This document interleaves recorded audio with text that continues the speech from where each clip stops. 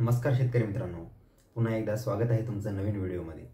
शेतकरी मित्रांनो, पीक विम्याच्या संबंधित आपण मागच्या व्हिडिओमध्ये काही जिल्ह्यांच्या अपडेट्स जाणून घेतल्या। त्यामध्ये बऱ्याचशा जिल्ह्यांना शेतकऱ्यांना पीक विमा त्यांच्या खात्यावर जमा झाला व उर्वरित जिल्ह्यांची कुठले गावं आहेत त्या गावांना कधी पीक विमा त्यांच्या खात्यात मंजूर होणार हे आपण मागच्या व्हिडिओमध्ये पाहिलं। त्या व्हिडिओमध्ये कदाचित तुमचा देखील जिल्हा असू शकतो, म्हणून मागचा व्हिडिओ तुम्ही चेक करू शकता, त्या व्हिडिओला पाहू शकता। हे जिल्ह्यामध्ये आपण मेनली धाराशिव, त्याचबरोबर लातूर असेल, अजून मराठवाड्यातले मेन जेवढे जिल्हे आहेत जिथला शेतकरी संख्या व जिथल्या शेतकऱ्यांनी जास्त प्रमाणात क्लेम केले होते व नुकसानीचं क्षेत्र जिथल्या शेतकऱ्यांचं जास्त होतं, असे जिल्हे आपण एका ह्याने कव्हर करणार आहोत। यामध्ये बरेचसे जिल्हे हे इन्क्लुडेड आहेत। काही शेतकऱ्यांचा जिल्हा हा म्हणजे पाहायला गेलं तर त्यांचे मेनली 2 ते 4 जिल्हे ह्या व्हिडिओमध्ये आपण पाहण्याचा प्रयत्न करणार आहोत। बाकी उर्वरित जिल्ह्यांची माहिती आपण पुढच्या व्हिडिओमध्ये जाणून घेऊया। तर चला वेळ वाया न घालवता व्हिडिओला सुरुवात करूया। पण त्या अगोदर जर चॅनलवर नवीन असाल तर माझं नाव आहे सम्राट आणि स्वागत आहे तुमचं शेतकरी सम्राट या यूट्यूब चॅनलमध्ये।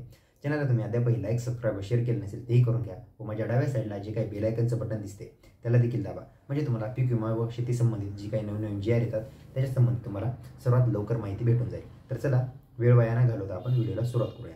आता सुरुवात आपण धाराशिवपासूनच करू।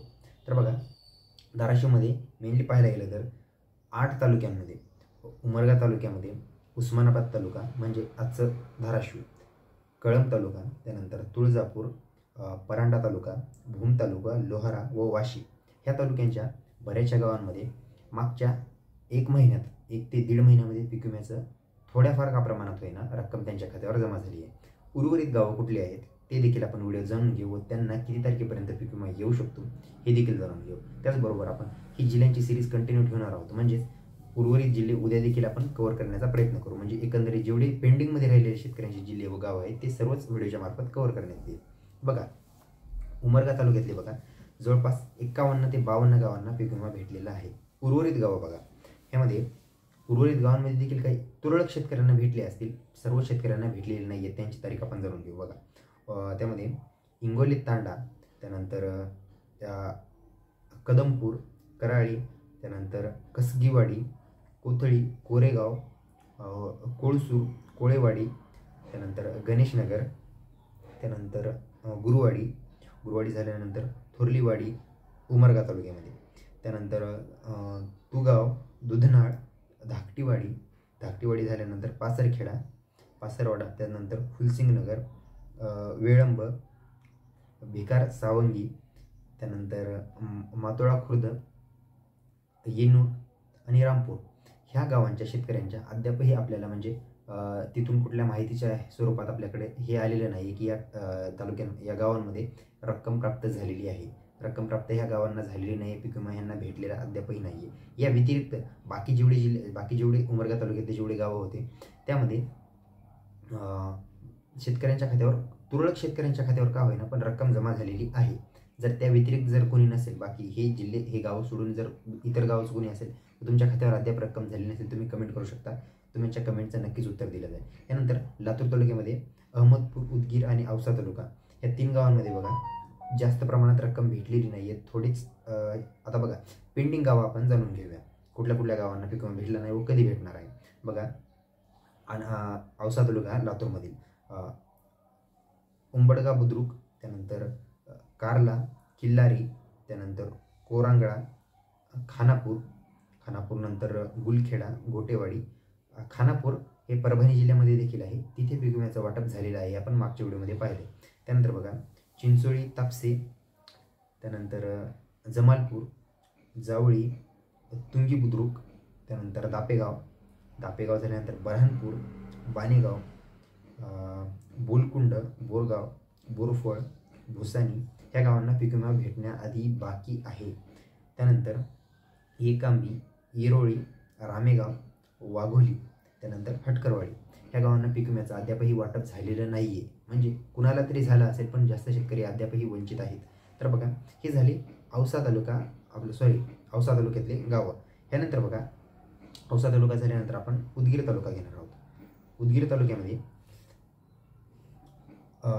नागलगाव, त्यानंतर नाळगीर, नेत्रागाव, पिंपरी, त्यानंतर बाळशेळकी, त्यानंतर भाकासखेडानंतर येनकी, रवणगाव, लोणी, लोहारा, त्यानंतर वाधवाना बुद्रुक, वाधवाना खुर्द, शेकापूर, सोमनाथपूर ह्याच गावांना पीक विमा अद्याप भेटलेला आहे. बाकी उर्वरित जेवढे गावं आहेत तेवढ्या गावांना पीक विम्याचं वाटप झालेलं नाही आहे.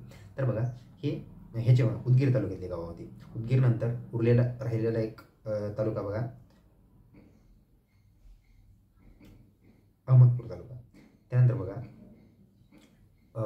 उन्नी, उमरगा, येल्लोदेवी, त्यानंतर धानोरा खुर्द, धानोरा बुद्रुक, मला वाटतं हे गाव घेतलेले आहेत आपण या अगोदर पण.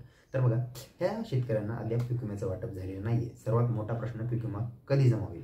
बघा शेतकरी मित्रांनो, सध्या निवडणुकीचं जे हिवाळी अधिवेशन लागणार आहे त्या अगोदर जर तुमच्या खात्यावर रक्कम जमा झाली तर होऊ शकते. त्याचबरोबर जर आचारसंहिता लागू झाल्याच्या पिरियडमध्ये तुम्हाला कुठल्याही प्रकारचा लाभ भेटणार नाही आहे.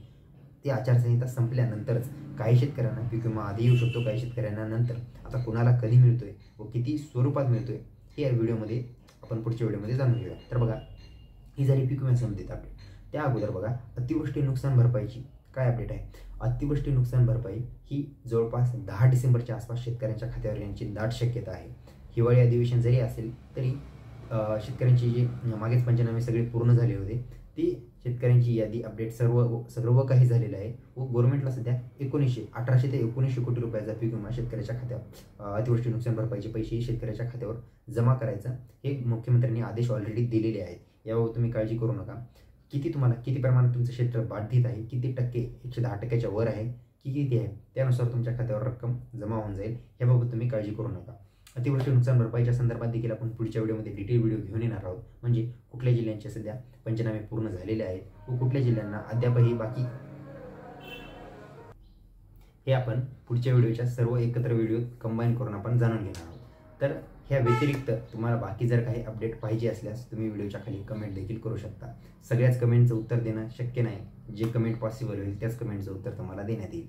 तर ही होती ह्याच्या संबंधित अपडेट. आता आपण एक एक करून विदर्भातले व पश्चिम महाराष्ट्रातले जेवढे जिल्हे आहेत, मेनली पाहायला गेलं तर पश्चिम महाराष्ट्रातल्या बऱ्याचशा शेतकऱ्यांचा आपल्याकडे हे नसतो, त्यांचे जिल्हे कव्हर केले जात नाहीत पुणे साईडचे.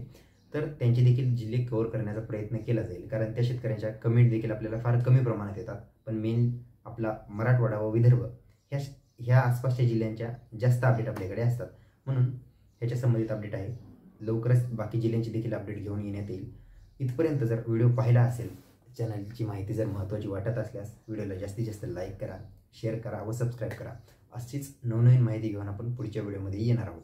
तर चला, आणि अतिवृष्टीचे पंचनाम्यांची देखील यादी आलेली आहे, ती तुम्हाला पुढच्या व्हिडिओमध्ये पुरवण्यात येईल. तर माहिती महत्त्वाची वाटल्यास व्हिडिओला लाईक करा, शेअर करा, सबस्क्राईब करा. भेटूया पुढच्या व्हिडिओमध्ये. तोपर्यंत नमस्कार.